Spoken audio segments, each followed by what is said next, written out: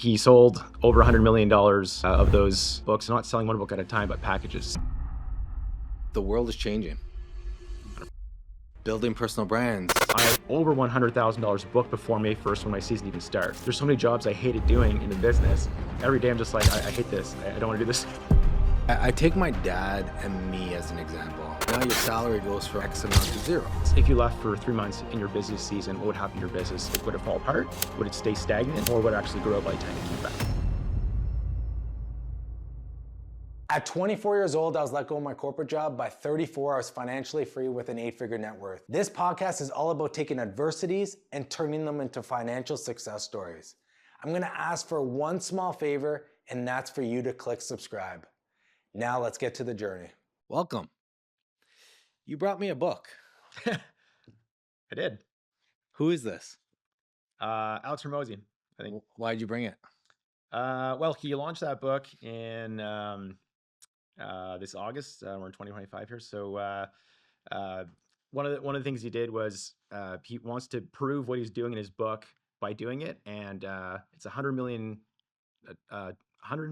money models, and so he sold over $100 million of those books in like the 3 or 4 days, wherever it was.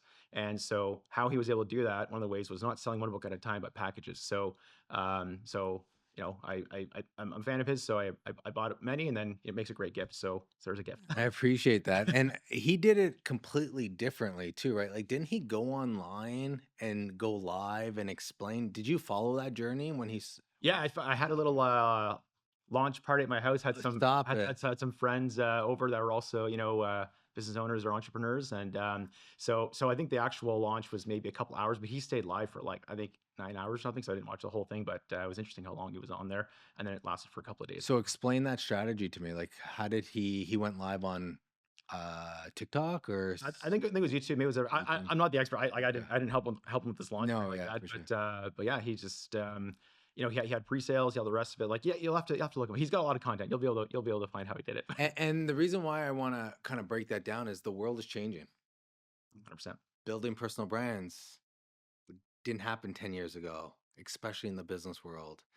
People didn't go live on social media to sell a book. You're embarking and building a personal brand. So who are you? Yeah, my name is Markian. I'm a small business owner here in Ottawa, Ontario, and one of the businesses I own is called Sand and Stain. We do wood restoration. It's a fancy way of saying, you know, deck staining and fence staining and stuff like that. So I've always avoided personal brand. I didn't want to be known as like the deck staining guy. Like, it's not very glamorous. But you know, I've had the business for almost 10 years officially as a brand. Like, I did a couple years before that as well, just on my own. But the longer I have it, the more I'm appreciative of it and proud of it, and just proud of what that is, especially through things like the pandemic. A lot of businesses had to shut down. I was able to kind of keep working.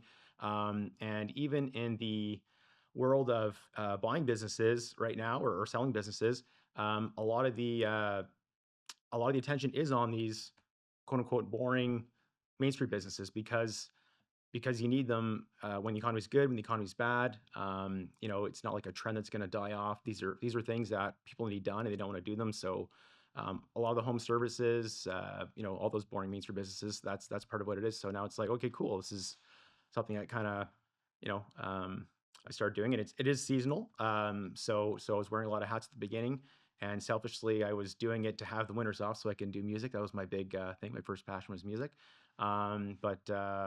Yeah, so many different titles, many different things, but that's kind of where. So I want to dive into two things around that. The Main Street, old school businesses are coming back, and they're coming back hard. And then that journey of 10 years. So when you started that trade, were you doing the decks? Did you hire someone? Like, what was the first year look like? Yeah, exactly. So I went to school at Algonquin College for small medium business management. I think it's now called entrepreneurship management, or whatever it is now. And I think that the biggest thing is, it's not reading the book on entrepreneurship. How do I run a business? You got to go and do the thing. I mean, same thing can be said for almost anything, but entrepreneurship out of everything is probably at the top of the list. You really got to just do it. So I did what many people do. I started a summer business, and I shouldn't say started. It was a college pro painters franchise. Mm, So so I did that, and I just put everything I had into it, and I did well. I got the rookie of the year for the nice. year. There was good. The President's Club, we went to Bahamas and all partied up, and got my little plaques and stuff like that. So it was really cool. But the thing is, they did an amazing job teaching business systems, as any franchise should, and they did a great job teaching me painting, which I had to learn because I had to you know, hire my own people and like learn how to do this and all the rest of it. So I kind of when I went off on my own, I saw the opportunity of okay, they don't do a good job teaching you how to take care of wood.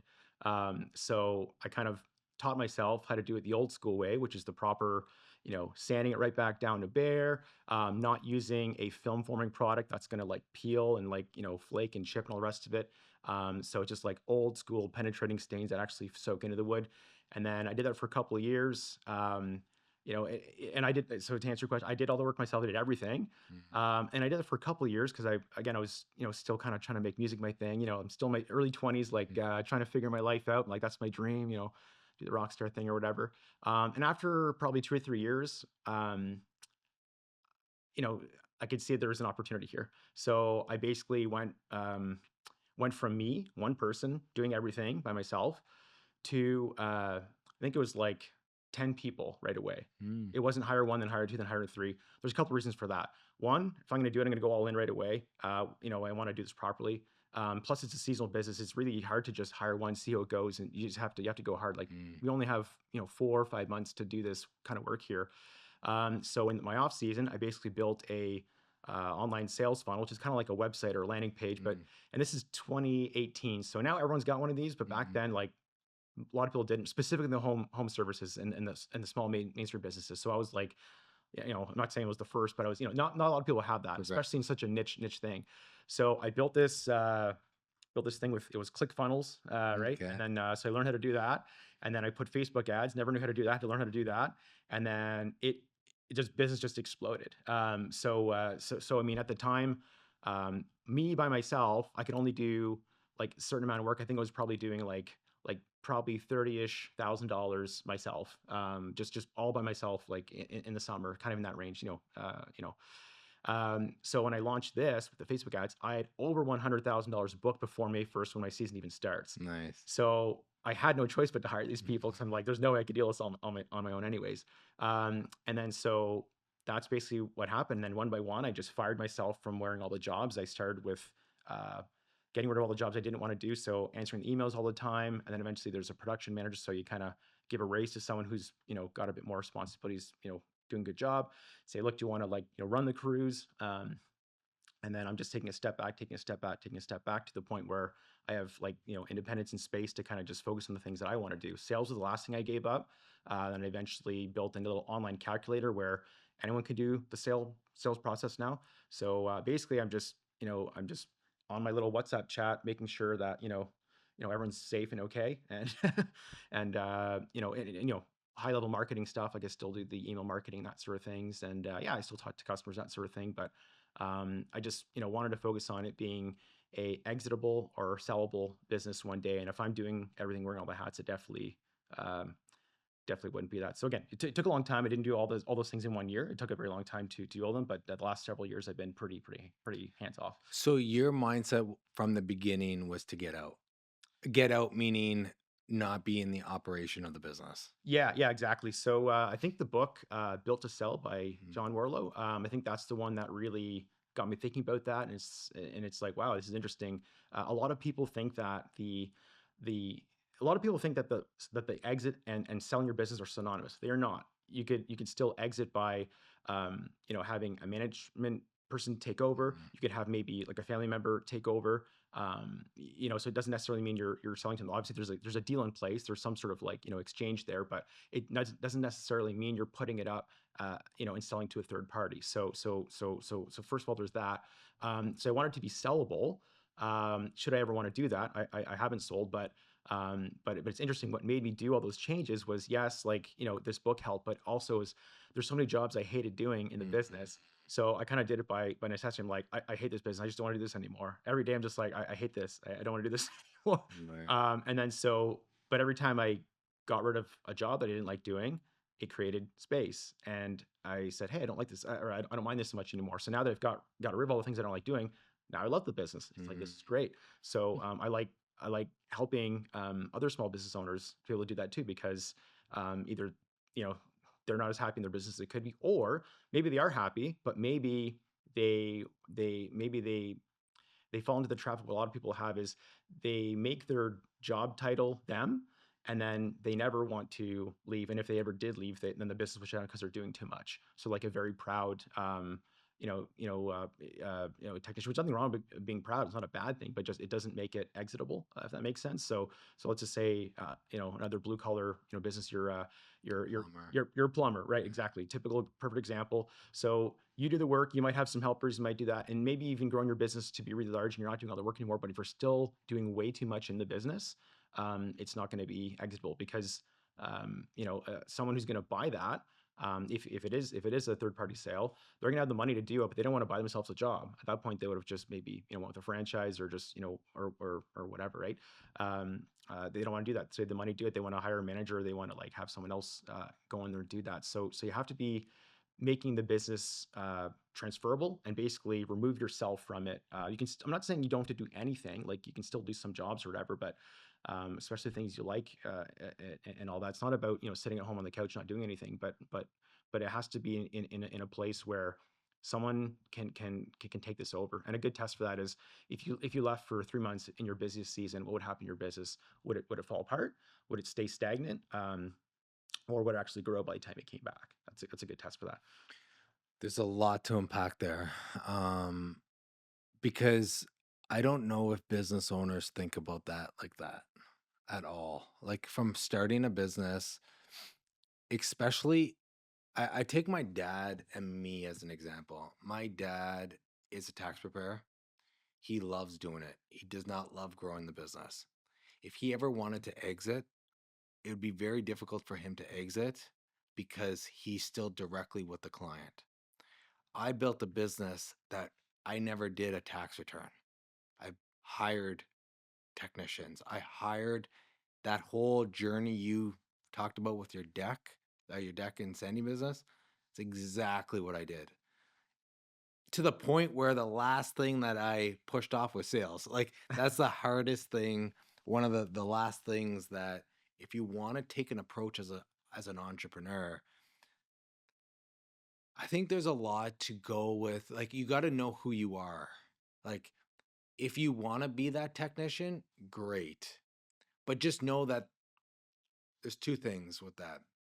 One, why run a business? Maybe you can work for someone else and not deal with all the headaches of running a business.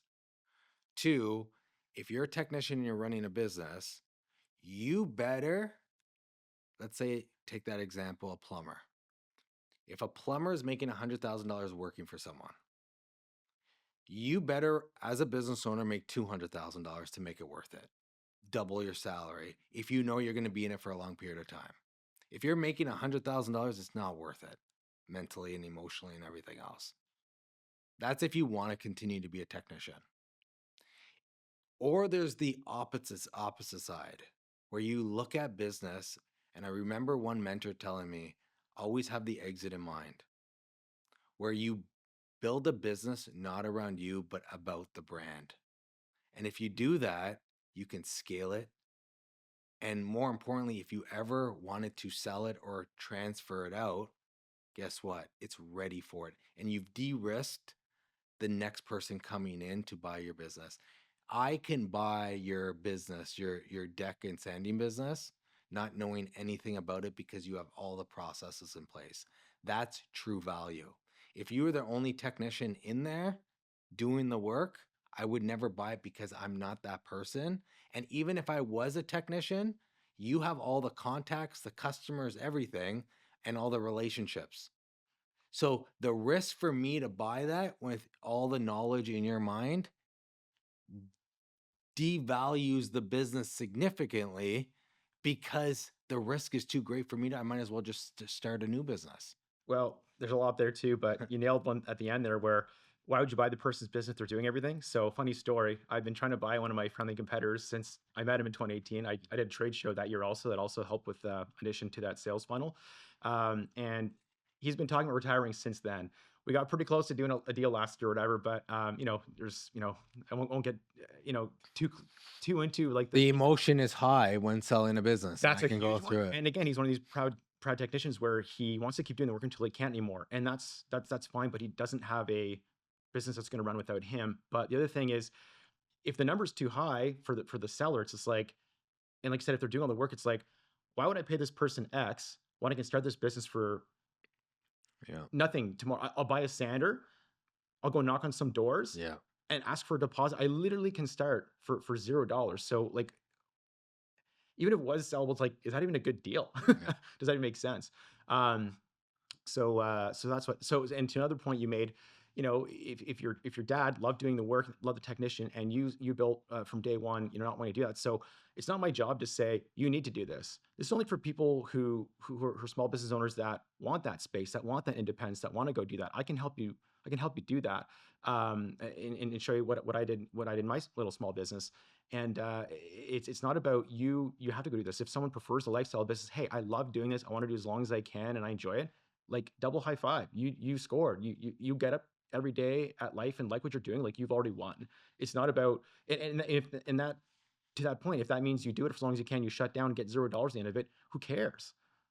Like who cares? It's like, unless you're the type of person where all you care about is the exit, you work your whole life only to brag to the guy at the country club saying, yeah, I got this much for my business, how much did you get or whatever. I mean, if that person cares about that, fair enough. I'm not that person, that type of person. For me, it's about, it is about kind of that lifestyle. I want the freedom, I want the options, I want to be able to have time. I don't want to be feeling like I did when I was doing all the things where I'm like getting 5 hours of sleep every night and thinking like, oh, I have to do everything, and like, oh my God, I have to be everywhere. It's like, it's overwhelming. You get burnt out, and that's great. That's not great. Sorry. It was great that I had a seasonal business where I had a few months to kind of recharge every year, but then I had to kind of like go back for the first little bit. Another reason why. But I have a question for you. Your dad chose one path and you chose another one. Is it because the mentor told you that you have to have an exitable business? What is it that made you build your practice such a way that you didn't ever touch the tax return? Because, like maybe you were thinking about it differently, or just you didn't like the trade itself. I mean, it could be anything. Great question. I'm an entrepreneur, and I think that's the biggest thing. I think my dad is a technician, and there's a lot of technicians out there, but you looking at both of the paths, pretty much a very similar effort. He's working 80-hour weeks during tax season. I'm working 80-hour weeks during tax season. I'm running a team. He's doing it solo. The end result, the entrepreneur 10x's the technician from a business value perspective, an exit perspective, a financial, a time perspective. Like I do agree in regards to lifestyle. I agree with that. And I think that is across the board. But if you can make a sacrifice for 5-10 years, you can dictate the rest of your life versus the technician that might have to work for 30, 40, 50 years to get to the result of the entrepreneur. And I don't think people really talk about the level of effort is the same. It's just where your time is different. His time is doing tax returns. My time was building a business. I'm 37 and I don't need to work tomorrow. He doesn't need to work either, but he would have to work an extra probably a lot of years for that 10-year of, process that we both did together or, in parallel, just going different paths. So I really want to stress to the audience and to people that even that when you start a business, it is a mindset of, okay, maybe I took more risks, but I would even argue if you're a solo to yourself and a technician, well, what happens if something happens to you and you can't work tomorrow? Well, now your salary goes from X amount to zero. Okay, well, if you have 10 employees and one doesn't or leaves, you lose 10% of your business. If you have 100 employees, you lose 1% of your business. Who's at a higher risk, the one employee or the 100 employees? Like, if you look at risk, this is higher risk than that. Yes, you have to deal with different stuff, but you have to deal with clients here. Like, it's just a different mindset that people don't really weigh the option of like, okay, well, yeah, I want a lifestyle business, but it's the same effort. It's just allocating the effort differently. Um, Yeah, I agree. And to be fair, I think it again comes down to, what does this person want to do? And, and then what's their long-term vision? Like if you said from day one, you kind of want to have something to exit, that's fine. Like when I started my little business, I wasn't thinking about exiting. It's like I said, maybe that book that changed my mind about it. But I mean, a lot of people don't, a lot of people that have a small business don't think about the exit on day one. Now, if you're an entrepreneur, again, not to get too semantical about the different titles, but an entrepreneur might be someone who starts a lot of things, starts and stops and just kind of like, follows the opportunity, that sort of thing, which I jive with. Like all my 20s, I tried different things, and I totally understand, that side of things. And maybe that's like the creative part of us that's like, curious and exploring, like to learn things. But the small business owner, that could be the person that does the same thing for kind of ever, whether they're a technician, whether they're growing the business into an actual, like a thing of systems. It you have to you think I think the entrepreneur is the person that is ultra obsessed.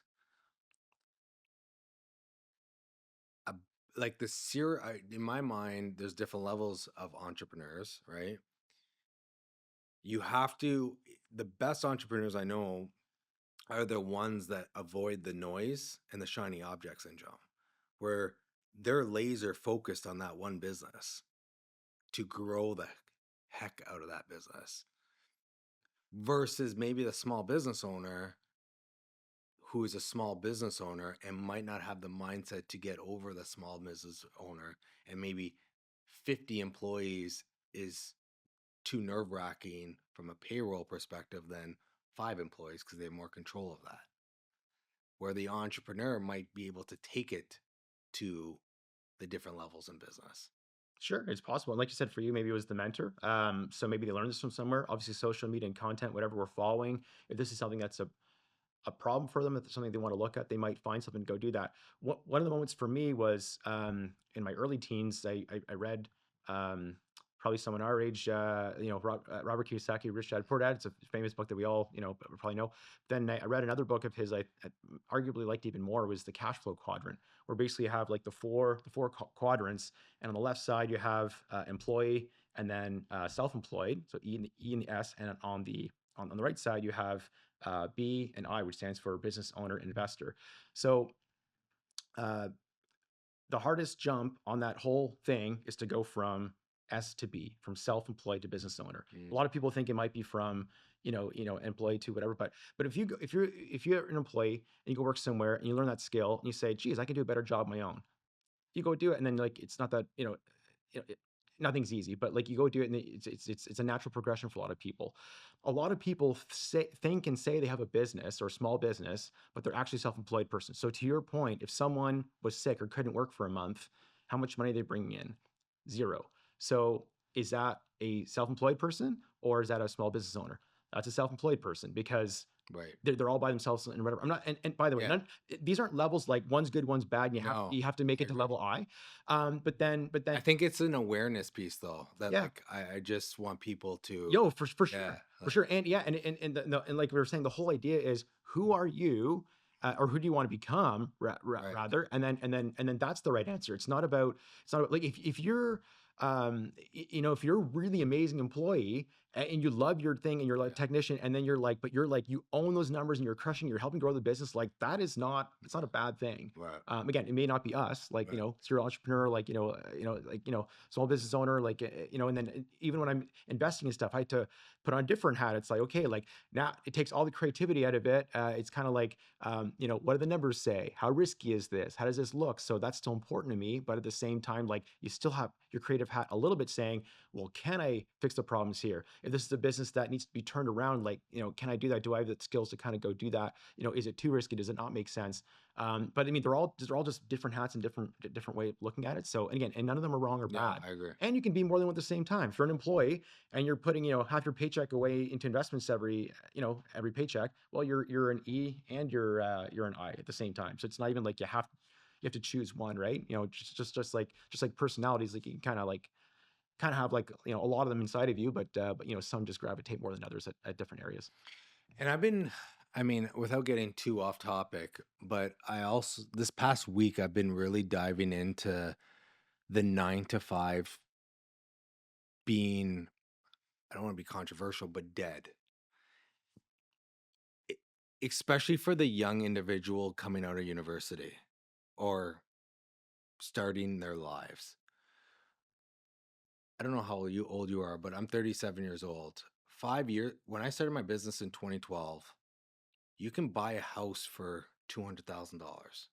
You can buy a car for a lot less. Now, an average house in Ottawa is $800,000. A car, going to a grocery store, you're spending hundreds of dollars to eat. Like the affordability right now is sickening. If you're coming out of school, pretend you don't have debt, right? Like and you want just a house, that normal middle class life.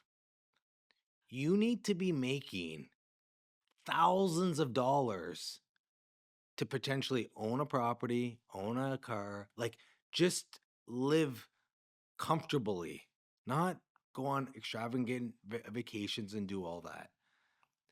I personally do not, looking at the numbers, do not see people able to do it, even with a spouse making the same amount of money as them, working 9 to 5.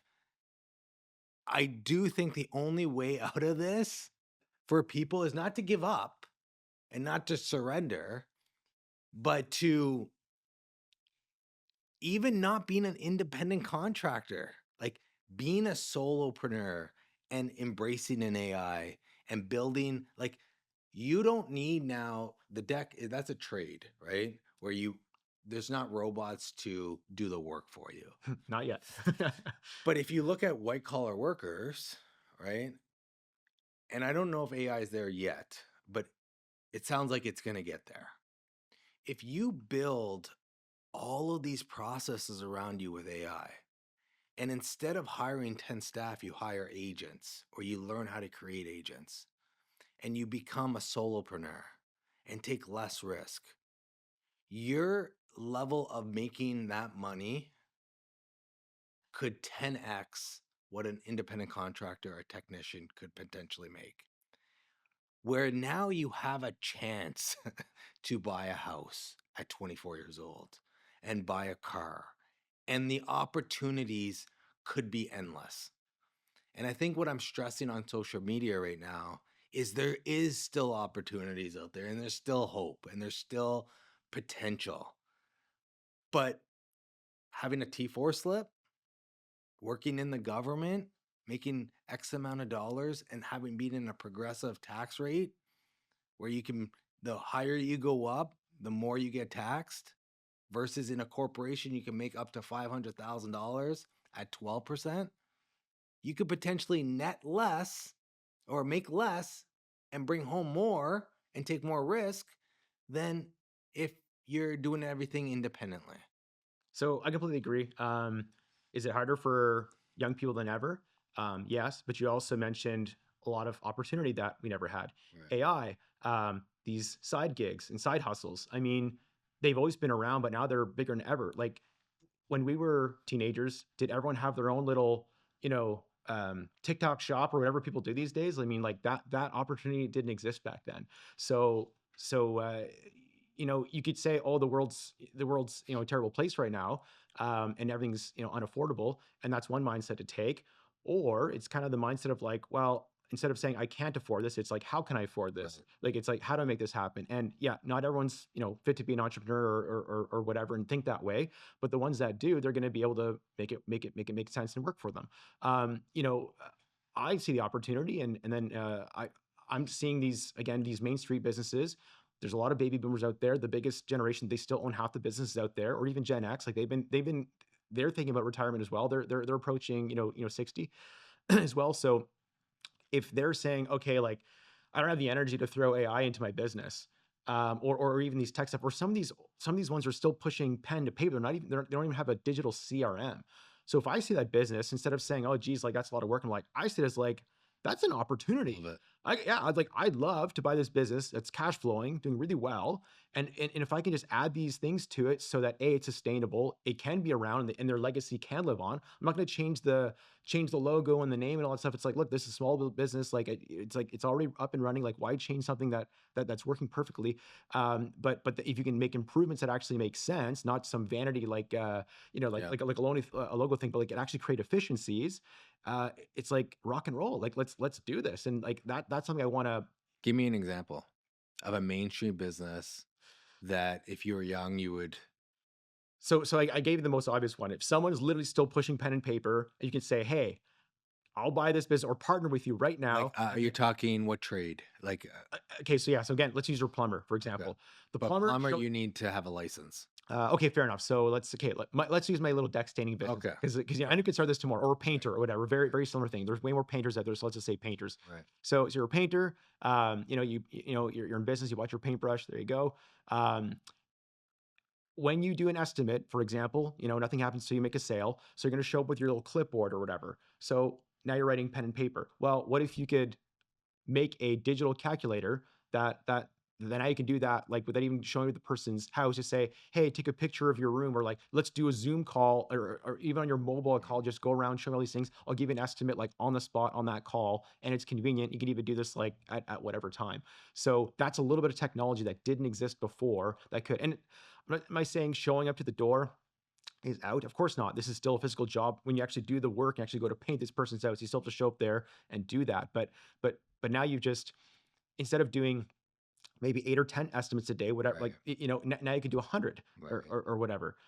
Or you can hire more people, and then you can do like 1,000 or whatever, like Right. depending how big your business is or whatever. And that's just one tiny example. I added, I call it, hired my first AI agent just recently. Nice. And by the way, I put this right in my little email signature line. I didn't fire my admin person. It just makes their job a hell of a lot better. So instead of doing the repetitive stuff, now they're just more efficient.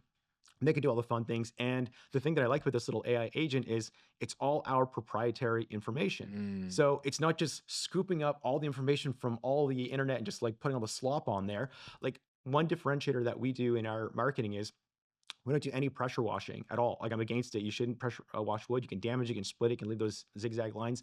But if you look up deck staining, probably 99% of companies or DIY or Home Depot or whatever are going to say, step one, pressure wash, or whatever it is. Or at some point, you're going to be pressure washing this thing. So we have a different way of doing that. But when I teach this to the AI, when a customer or prospect starts chatting to us and say, hey, like, I want a quote, or tell me what this process, or I read your blog post, tell me more about this.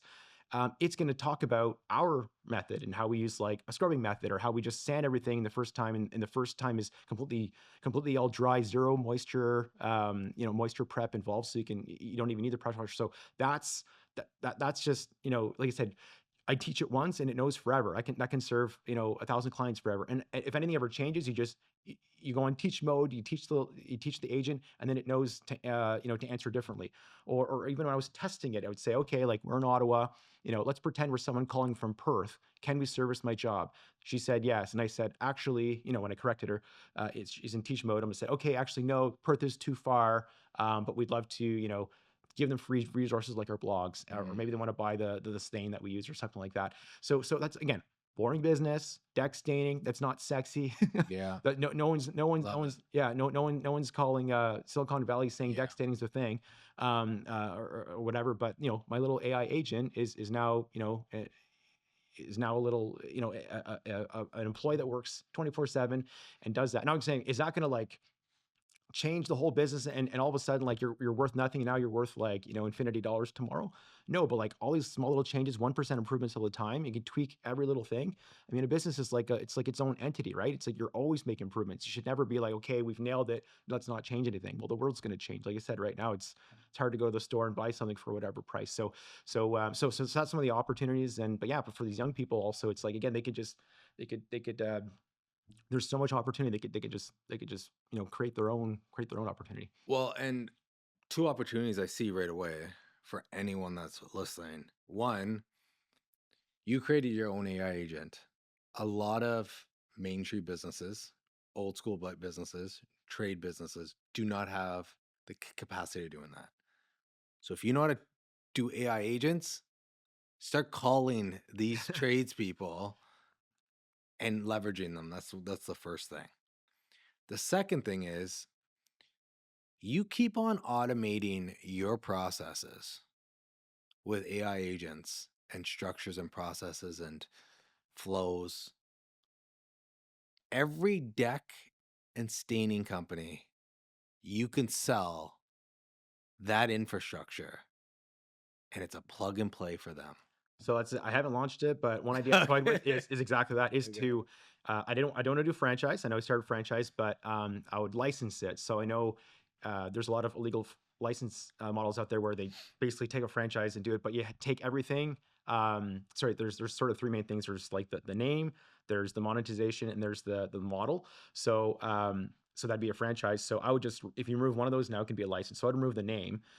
So our company is called Sand and Stain, and so the rule would be like, okay, license my system, plug this into your business here, but you have to be called, not Sand and Stain, basically. Right. And I like that on purpose because it's not me trying to like change everyone's name and franchise it. And plus, if uh, in the world of franchise or anything, or even not in franchises, if you have a bunch of corporate locations, if you have a bad manager somewhere and Yeah. one gets like 2-star reviews and they should be getting obviously 5 or whatever, then that affects the whole name. So some person takes the licensing system and unfortunately doesn't do a good job with it. That doesn't affect our name. So that's something I'd like to roll out. And again, like Genius. and yeah, so our online calculator would be one, because Yeah. that was the first thing. This AI agent would be another thing, and then say, look, so now the one thing that they would use by name is the model that we use. So like I call it the Sand and Stain system. Yeah. So like that'd be that you can say, hey, like I'm Bob's painting and staining, but in the little corner on their website or their business card or whatever it is, if they still use that or whatever, they say, oh, but we use the Sand and Stain system. And then even on our website, we can have a list of trusted people that use the license, and that could be a way to scale outside of Ottawa, because right now we still just work in Ottawa. Right. Have I thought about franchising? I don't want to do that, but I mean, do I want to have other corporate locations? I'm like, no, I kind of like doing this thing, and right here is great, but to your point, that's a great way to make it scalable with this technology. That's something wouldn't able to be possible. So A year ago, this wouldn't be possible, right? sure. I mean, with the AI thing, yeah, that's And now it's the opportunity. That's the new way to license. That's the new way to franchise, right? Like, why open multiple locations across Canada and you're traveling? I mean, it adds so many, like, think differently. And going back to your painting example, like, instead of maybe doing 3 quotes a day and you going to those locations and giving a price that you might not even get, now leveraging some sort of technology that does a Zoom call and you can automatically quote it and eventually automate that sales process, you can do 100. Okay, that's the sales process. What else can you automate for painters and then sell it to who did you work for at the beginning? College? College for painting was Yeah. Sell it which to is not these, even a franchise anymore, by the right, way. or sell it to these big companies, right? Like, Yeah, exactly. Yeah. leverage it, right? Yeah, no, 1,000%. And I think College Pro window cleaning is what it is now. But yeah, at the time it was painting. But yeah, again, like just all those little things. And again, part of trying to experiment, try to see what works. And like, does everything always work? No, but also you have to change with the time. So even if something was working at one point, all of a sudden you wake up, X amount of years later, it's like, oh, we have to change this because it doesn't make sense anymore. And like yourself with the personal branding, the other thing is that you want to have that trust. And so, using social media or putting our faces out there, which is something I kind of shied away from in the past. I liked how I was kind of, behind the scenes. I didn't want to be known as the deck staining guy because it just sort of didn't. I don't really, care as much anymore or whatever, but that's not my legacy. It's not what I want to be known as or whatever. But either way, but that's not what I want to do it. And also I did on purpose because that was also one of the many things that makes your business more exitable is, if you're the face of the brand, it's hard to make that work. Now, there are ways you kind of can make it work nowadays, I think, where let's just say, we're talking about these scalable things or software companies or something. If you're, a famous person or an influencer has a bunch of followers, you can still be a face and maybe just be on, still have equity in the business. So you get some of the upside, but maybe have, a salary or something like that. But then if you ever change the relationship with this company, you're still you. So right now, my little staining business, if I never started any branding for me personally, then it's like you're starting from zero. It's like no one knows you, knows who you are. But if I put, which shall be starting in 2026 heavily, is putting content out. So now people can look back and maybe gain some trust and say, hey, I know this person. I kind of like the way they're doing. I see what they're saying in their business or how they built their business or the things they could do. Like I want that in my business, or maybe I can work with them, or maybe I could learn from them or something. That wouldn't have been possible if I didn't put that didn't put the content or just share what we're doing or whatever. Yeah, and I before you even brought that up, I was like, I want to transition to personal brands because I think you've been an entrepreneur for the last 10 years, 15 years, 20 years, right? Why now? Well, why build a personal brand now? And why do you think it's so important?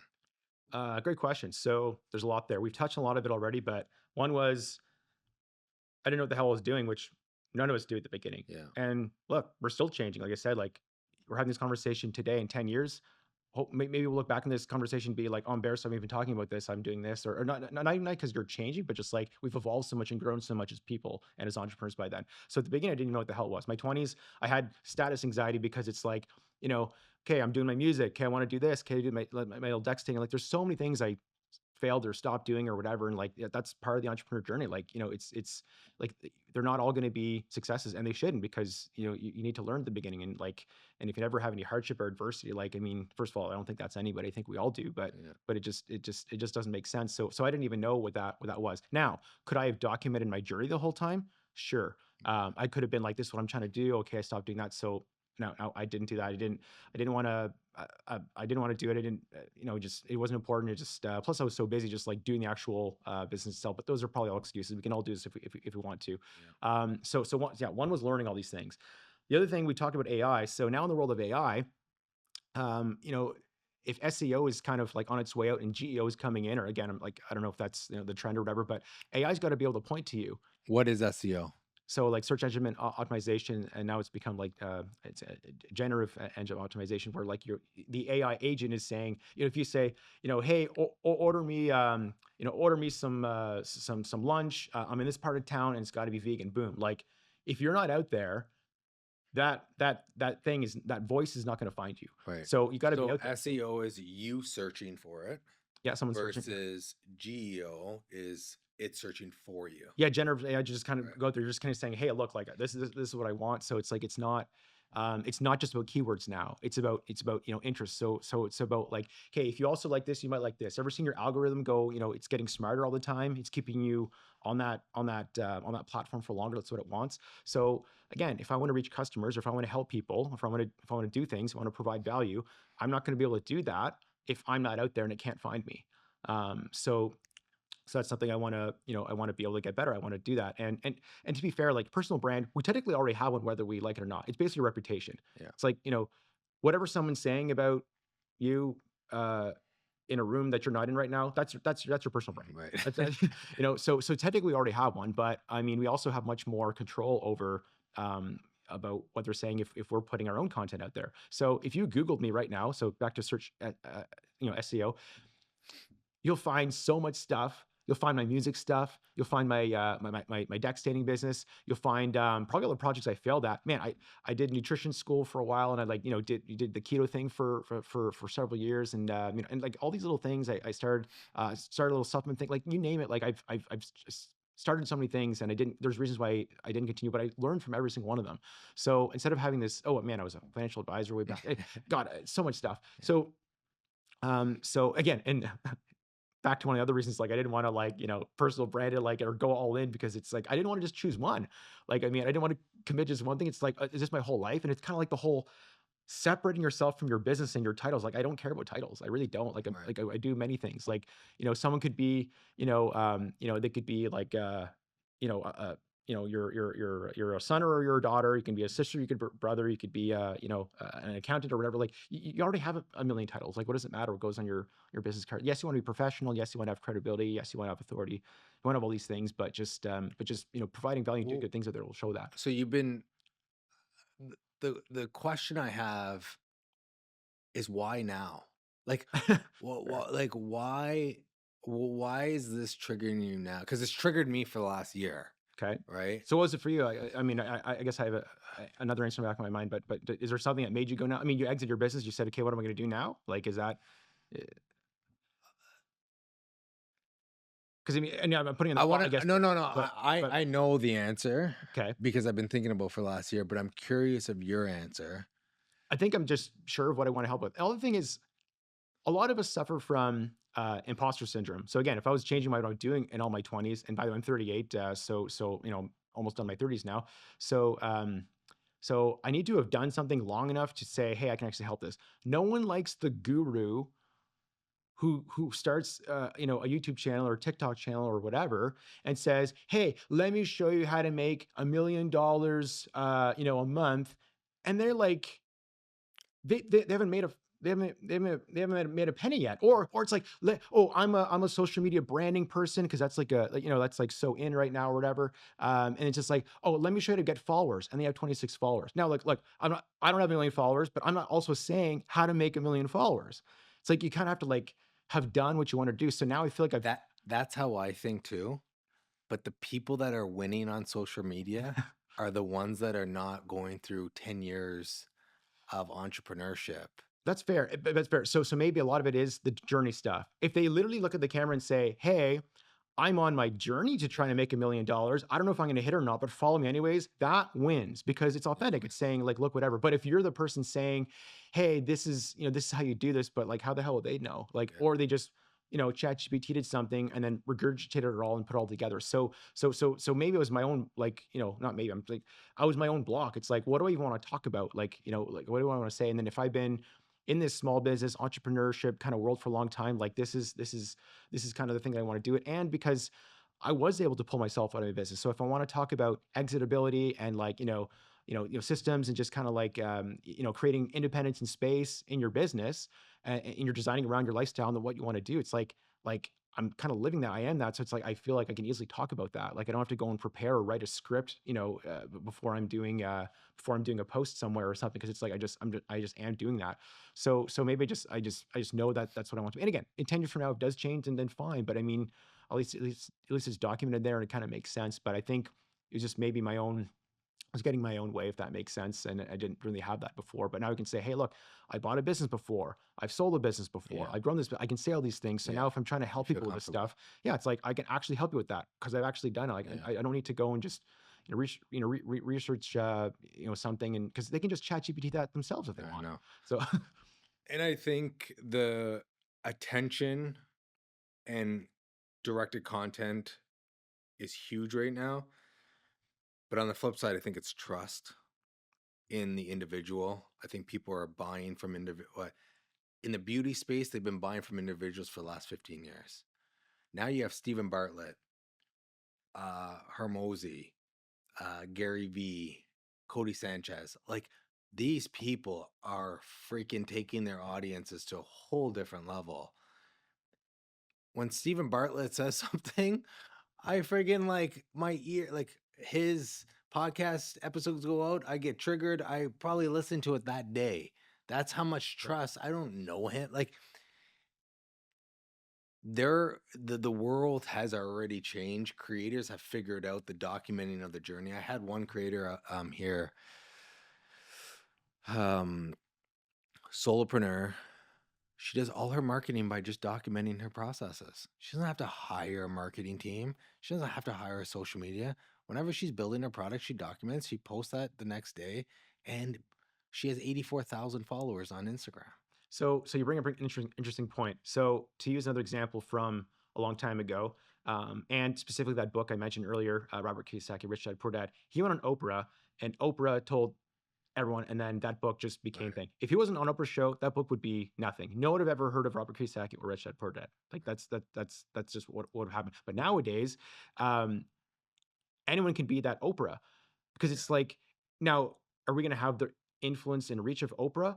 Maybe not, just a very small percentage, like less than 1% of us will. But the point is, like, everything is shifting in that, like, Direction. in that direction. You said trust and authenticity. So I mean, like, to use an analogy, it's like, like, let's say in the music world, you had to get that record label or you're nothing. Like, Right. you won't make a business. Nowadays, with Spotify and YouTube, all the rest of it, it's just like, you can be an independent artist, and maybe you won't be as famous, but if you just want to make a living off your music, that is available to you now. You Right. can actually do that. If you have 1,000 super fans and you have like, and they're paying you $30 a month to follow your behind the scenes stuff that, like, you know, posting your thing, like, that's pretty cool. Right. That wasn't available before. Right. That didn't exist. So it's like, you can basically do whatever you want. Right. And as long as you're passionate and, like, you actually like this and whatever, and, like, here's a person, as you grow and change, like, your interest will change, and then, like, maybe your audience will change with you and all the rest of it, over time. Like, you don't want to be, like, changing every 6 months or whatever, but there's that. But you also mentioned another thing. It's like, yeah, the trust and authority. So now, if I'm looking to partner with a business or buy one of these businesses, or someone's looking to retire, like the baby boomer or the Gen Xer, that's sort of saying, okay, like, Yeah. what's my exit strategy? If I am going up against, like, a small private equity firm, let's say, and they've got, like, a blank check to write, Right. what's my differentiator? I'm not coming with, like, a blank check. I'm coming with, like, hey, like, I like you. I like your business. By the way, I've also ran a business for, like, decades now or whatever. Like, it's like, I can actually, so I could do this. Yeah. I live in your city, or like, or whatever. Like, like, we both know, like, the local sports team or whatever. Like, like, that's something that private equity firm maybe doesn't have. And to be fair, I'm like, I'm shopping for business, like private equity, they Yeah. probably buy bigger business, but the point still stands. Like, if I put that Yes. information out there and I'm posting and people see who I am and they start that trust, it's like, it's a little bit easier for them to say, hey, I actually kind of like this person, or, like, Yeah. I kind of resonate with them. And, not everyone's gonna like you, but, whatever, who cares? Like, get over it. Like, it's fine. But at the same time, it's like that little extra piece. I'm not saying that's the one thing that will get me the business, but it won't lose the deal for me. Right. And now they can get ideas that, that they can research on their own, that we didn't cover in the 1 hour conversation that we had. 100%. And So to add to that, there's two things. When I launch this, I'm launching my app next week, so I'll be able to correct. talk about it. But I did a TikTok yesterday, and I tagged a venture capital individual on the TikTok to be like, if I ever move to the States, I want you're my first call for raising money. Because I see all of her content. I don't know who she is, but it aligned with me, and I want to give her the first right to the deal. That is crazy. A second thing is, online, this company in Australia is documenting their journey, and they're building an app.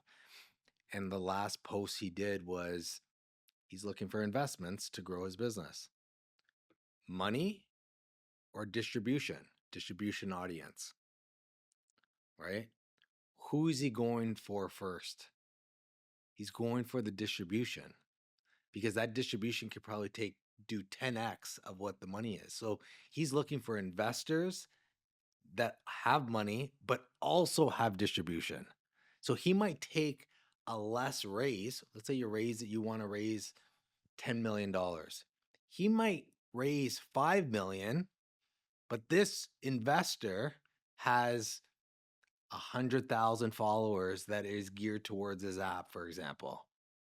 He might take that on versus the $10 million raise that he has to do all the work on, and that distribution might take longer for him to get his product out there. And now it's all about speed to get to market and win, right? So 1,000%. And that's a good point where there are a lot of people that already do have, a good following or a good influence per se. Because again, more and more, it's not about your number of subscribers. It's more about like the interest. So if they're saying good stuff, it'll catch. That's another reason why I thought maybe it's easier to kind of do now. But there's a lot of people that have a big following or influence, but they don't have the business side. And then so if you married those two together, it's like that's pretty powerful. So if that business owner say, I got the know-how, I got the smarts, but it's going to take me forever to grow this thing.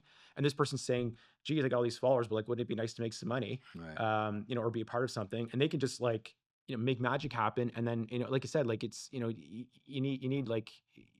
need the two pieces. So if you ever have the like the gap of whatever your deal needs or whatever you're missing in your project, yes, you can do it all yourself, but like it just, like I said, so much faster if you find someone that has that missing piece. And again, if you're all aligned and everything makes sense, it's like, man, just magical things could happen with that. So Love it. I mean, I could talk about this for hours. Let's talk a little bit more about you. So we have the deck and sanding business. yeah, San Esteban, yep.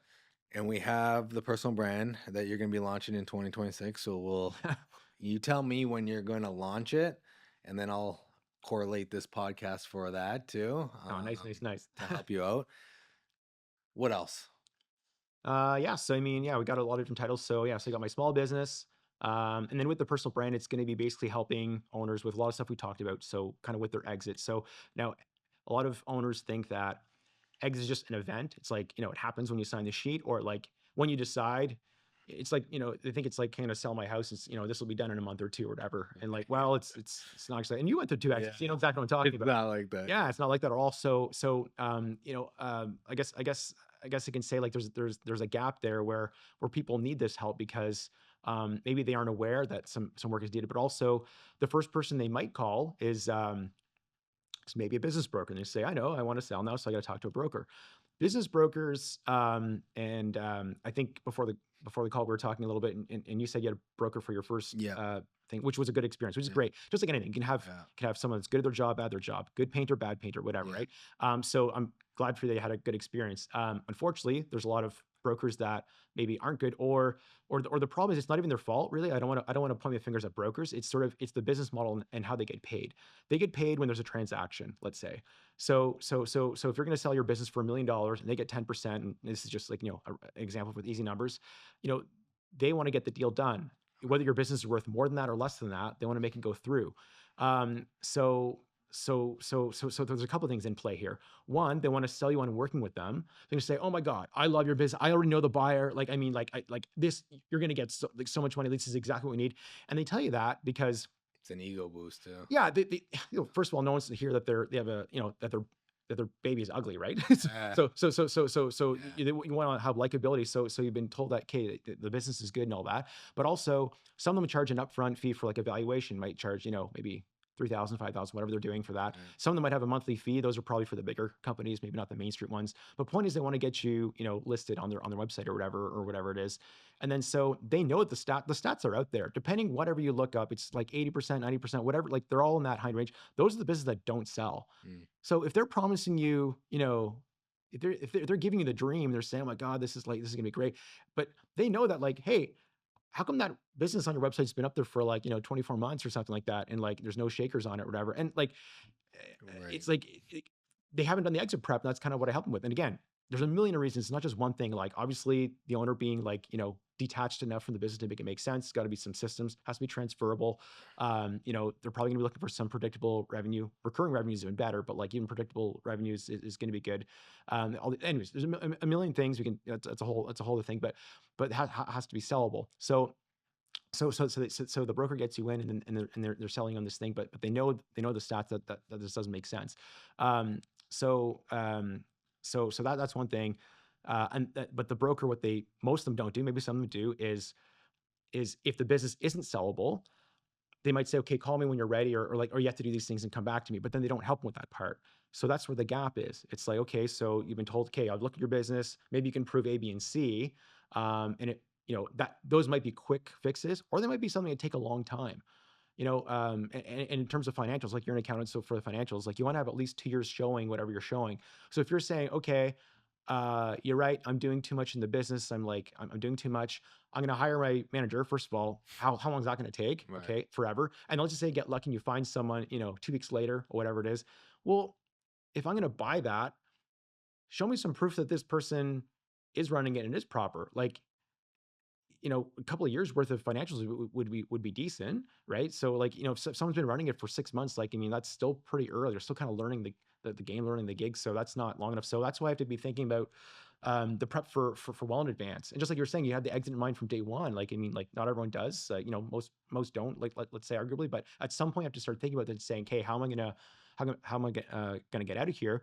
And even if you picture it one way, it's about having options. And like, the more you do this prep stuff, the more options you have. So you're not, pigeonholed into one way of doing things, if that makes sense. Yeah, I So, get it. so that's kind of like where the, what I'm sort of looking to help with on the branding side of things. So is it a consultant role type of thing? Like you go Yeah, and again, I hate titles and all that stuff, yeah, but I mean, yeah, I'll have like, an online kind of, program, or work with them, one-on-one, let's say, just, all those details, they might change as the business gets set up, but that's one way. But also, again, if I'm building that trust, and for specifically someone locally here in Ottawa, if a business owner sees this podcast, or sees and say, hey, who is this person? Maybe I'll be that next buyer, or maybe I'll help them with mhm, this stuff and say, hey, look, like, maybe you're one of those technicians who wants to work as long as you possibly can, because the pride, it's like, like the emotions, like you said, it's like, okay, like, what if you did get offered some good money because you do have a good business, but like, you wake up Monday morning at 6 a.m., it's like, well, what am I going to do now? It's just like, I can keep working. Well, let's strike up a deal where you can work as long as you want, essentially. In fact, I'd want you to work there, because who knows the business better than you, who mm. started it. And then, and keep it going. But like, that'd be another way. If someone here local, and again, it doesn't have to be an Ottawa, business specifically, but it makes a lot of sense, just And are kind you of. looking for Main Street businesses or any type of business? Oh, Yeah, so a certain dollar range, basically whatever I can add value to. A lot of people only buy in the one industry. Deck standing is like very very niche, but very close to painting, so that makes sense. But if I'm going to be partnering, obviously, just has to have a lot of things in play. It has to be big enough for both of us to make sense out of it. And then, maybe another conversation we'll have one day will be about, doing like a roll up or a group exit of some sort, where basically where you're putting a bunch of, mm, a bunch of business together, and then either hold it Warren Buffett style, just like don't even sell, just create efficiencies and do it that way. yeah, Or you could just, literally put it together just so everyone can exit and say, hey, look, everyone's looking to exit in the next, call it yeah, 24 months. Let's get enough of us to get enough size so you can actually get the smallest tier of private equity yeah, interested. And now we can just all yeah, sell, to them as a group. And then now you get you can practically double your valuation that way, because now you've got size working for you, and then multiple just goes up as the EBITDA, goes up with the deal. So yeah. well, a lot of cool things that we can kind of. That has to be very well themed, though. You can't just buy any random business like that. Have to be like, for example, a roofing companies, or at least like a roofing supplier, for you to pop that in there. Yeah. Like, has to have a theme. Yeah. But that's something that would be, interesting to put together. That'd be cool. Yeah. Before we get into the lightning round, did I miss anything? Well, like I said, we could probably talk Or for hours, but there's a lot of or things. is there anything else you want? Is there anything that's top mind that you want to um say out to the audience or bring up? Yeah, no, I mean, it's like I said, we touched a lot of good stuff here. So yeah, I just want to, you know, add a lot of value to small business owners that are struggling with, the exit, or thinking about that. There's, like I said, half the business owners that they're still at that. I don't want to make just about age, but at a point where they're kind of thinking about these sort of things. Maybe they're getting nervous about AI. They don't want to put it in, like, add that to the. And I'm not saying they have to do that to every business, but anyone's kind of thinking about, what are my options? What strategy should I take? Am I too emotionally involved? How do I detach? Like, I'm worried about getting, undervalued. All the fears and anxieties and stuff like that. Like, working a lot on the personal side of things is a big piece of it, because there's sort of like, in an exit, there's a million things, but there's three giant buckets. There's you personally. Are you personally ready? Like, your business could be all set, ready to go, but like, like the emotions are maybe just not ready there. There's the financials, like, does this make enough sense? Like A for the buyer, A for a deal. Also for you, if you're retiring or onto your next thing, like the financials have to make sense.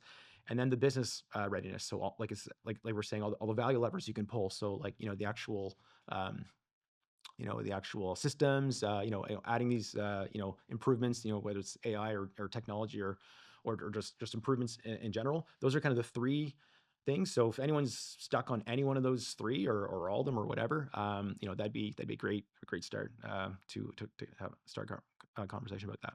Nice. Going through two exits, I think it's very important to have a plan before you meet with a broker or try to sell. A, B, to add on to it. Start, if you think you're early to start, you're not early to start. Like you got to start years before you even think about the exit. So just keep that in mind and go through with someone like the value that they would pay you, they would get 10x in return of it. So like if that's where your mindset is, or even if like a business is not ready to exit and just needs put these core pieces in place to better their business, I mean, that's an angle you can go to for you can go to as well. So lightning round, I'm going to ask you a bunch of questions. One word, one sentence, quick. Obviously, if you want to expand it, expand it. It's a free range, but I want to get a lot of questions out at you and get some authentic answers here. What do most owners get wrong about selling their business? Uh, Off the top of my head, it is that they're too involved. Again, the list is a mile long, but if it's lightning round, it's you got to detach both your roles and like what you're doing and responsibilities, but also emotionally. It's like, are you a business owner and that's your title, or do you own a business and it's separate? I know there's like a very similar, but it's the Mindset. way you think about it. It's it makes big sense. So it's probably about you and your relationship with your business personally. What is the first word that comes to your mind when you hear exit? Exit. Yeah, I think about all this prep stuff, all the stuff that I'm fired up about. I mean, like all the things that we do to increase value. Um, it's basically about value and lowering risk. It's what it is. Yeah, the exit is just, a lot of people think it's one event, even though it's not, but all the planning for it. And most people, when most owners hear the word exit, they think, hey, yeah, it's something that happens later. I'll think about that later when I'm whatever age or whatever. But it's the whole process. So value, increasing value, building value, and reducing risk. That's what I think of. What is one number every business owner should know before they ever talk to a potential buyer? Probably the most important one would be um, their bottom line. And then if it's a small Main Street business, which is a lot of them here, it's going to be SDE, stands for seller discretionary earnings. So basically, it's like what you pay yourself and the profit of the business all rolled together, because you're probably paying yourself all together in that one number anyways. And that's whether you keep some of the business or not. And if it's a larger company, it's going to be EBITDA. So earnings before interest, taxes, depreciation, amortization. So that's going to be a larger business where pretty much at any point in time where you pay yourself a full-time salary that's market, that's like, you can hire someone to take your place in that same range, and there's money left over. So whatever the leftover money is, that's the EBITDA. So you want either, the EBITDA or the SDE.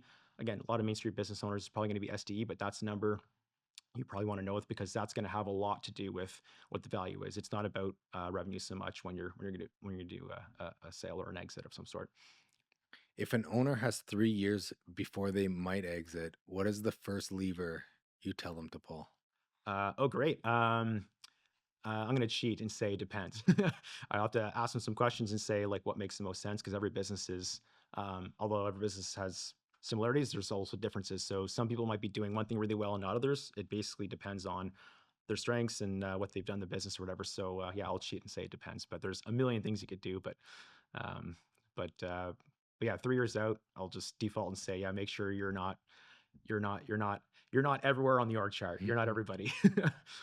What do you love most about blue collar and home service type businesses? Oh man, so this is, like I said, this is where I started. I started with my painting, my deck staining, and like even before that, when I was uh, uh, 18 or 19 years old. I did door-to-door stuff. That's what got me into sales and kind of like, got me out of my minimum wage job. So all that stuff's like kind of blue collar. Like, yes, putting in tech and all this stuff's interesting, but these are the people I like to work with, and especially now when tech business might be getting disrupted from AI.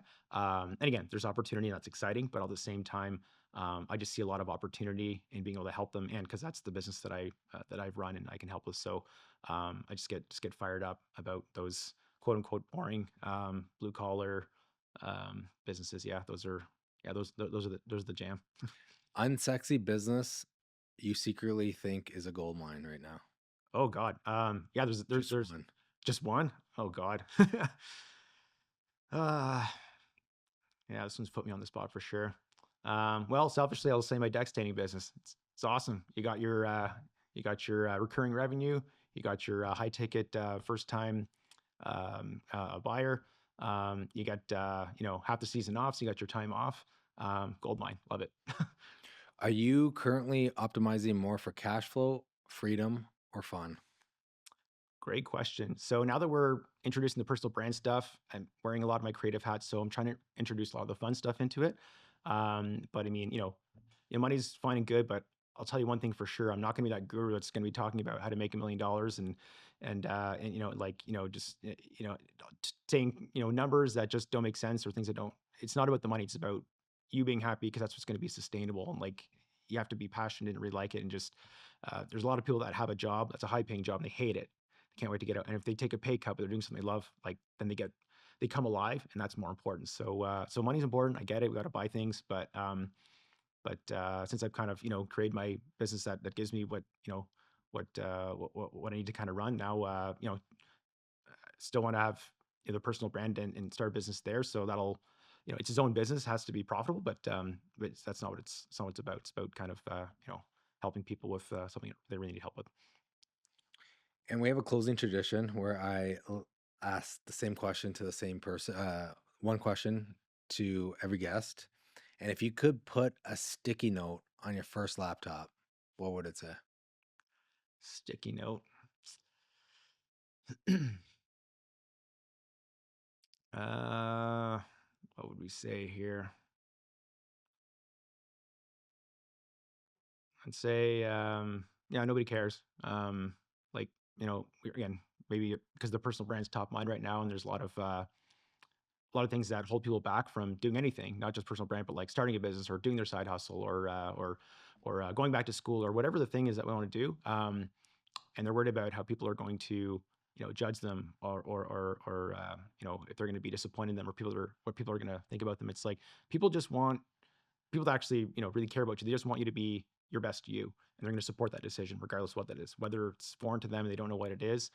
So just nobody cares, and not caring is like just a superpower. It doesn't mean don't care about doing a good job or like you do what you want to do really well, but just don't worry about what other people think, because at the end of the day, like they'll probably forget, and just the thing that you're worried about in your head is probably not what other people are worried about in their head. So Yeah, I appreciate it. Well, thank you very much for coming on the podcast. For people to get in contact with you, what's the best way to contact yeah, you? great. So yeah, thanks for having me on. By the way, this is great. So you can find me on LinkedIn. You can find me at markianpergat.com. So and again, starting 2026, I'll be hopefully on other platforms and things like that as well, a bit more. But yeah, those are probably the two easiest ways right at the top. And website? Yeah, just my first name, last name, markianpergat.com. Okay. Yeah, Thanks, so man. it's awesome. Thanks for having me. Share this with a friend so that they could be a part of this journey too.